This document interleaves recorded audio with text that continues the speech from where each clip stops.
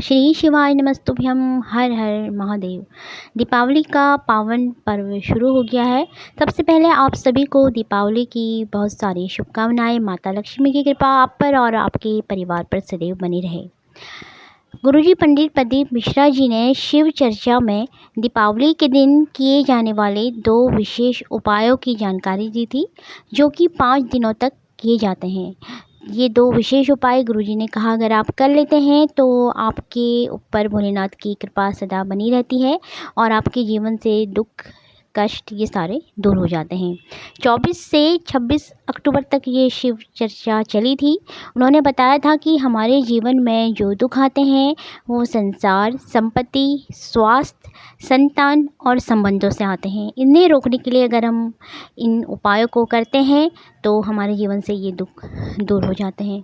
ये उपाय गुरुजी ने बताया कि 5 दिनों तक करने हैं, यानी कि धनतेरस से शुरू होकर के दीपावली के दिन तक, और इन्हें करने का 2 बार मौका मिलता है। यदि हम इन 5 दिनों में इस उपाय को नहीं कर पाए तो हमें ये 5 उपाय फिर देव दीपावली यानी कि कार्तिक मास में जो पूर्णिमा आती है उस समय, उसके पहले के 5 दिनों तक करने होते हैं।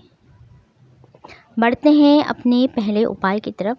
पहले उपाय में गुरुजी ने कहा कि हमने 5 स्थानों पर जल चढ़ाना है, मतलब कि 1 कलश के जल को ही हमने 5 स्थानों पर समर्पित करना है। सबसे पहले हम उसको आंवले के वृक्ष में, फिर पीपल के वृक्ष में, फिर बेल वृक्ष में, उसके बाद शिवालय में जाकर के हम उसको माता अशोक सुंदरी के स्थान पर, और फिर बचा हुआ जल माता पार्वती जी के हस्त कमल में, और उसके बाद शेष जल हमने भोलेनाथ के शिवलिंग पर अर्पित कर देना है। मतलब कि एक ही कलश के जल को हमने 5 स्थान पर अर्पित करना है।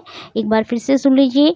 आंवला वृक्ष, पीपल वृक्ष, बेल वृक्ष, माता अशोक सुंदरी के लिए गुरुजी ने पहले तो बोला था, लेकिन जब बाद में उन्होंने बताया कि माता पार्वती जी के हस्त कमल पर, और उसके बाद भोलेनाथ के शिवलिंग पर। तो यदि अशोक सुंदरी पर भी अगर आप इस समर्पित करते हैं तो उसका शुभ फल ही हमें मिलेगा, लेकिन आपने माता पार्वती जी के हस्त कमल पर ज़रूर इस जल को समर्पित करना है। उसके बाद भोलेनाथ के शिवलिंग पर जल समर्पित हमने करना है।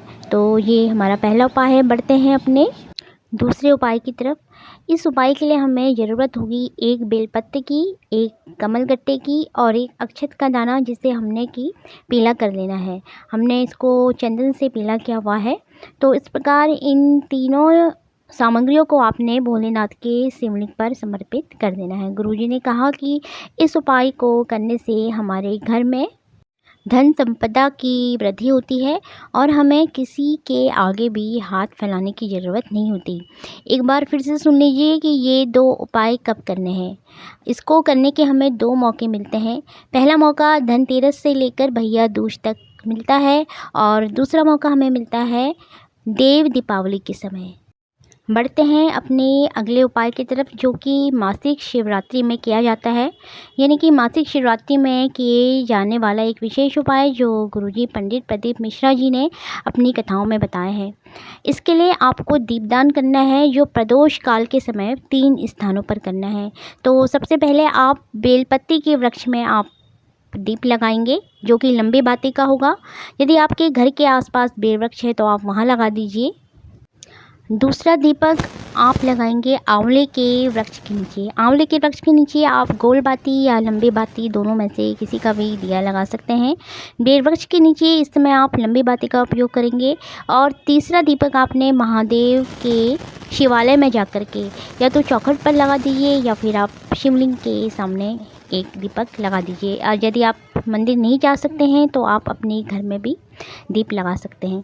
यानी कि शिवरात्रि के दिन आपने 3 स्थानों पर दीपदान करना है। एक बेल वृक्ष में, एक शिवालय में या फिर अपने घर के शिवलिंग में, और तीसरा दीप आपने आंवले के वृक्ष में लगाना है।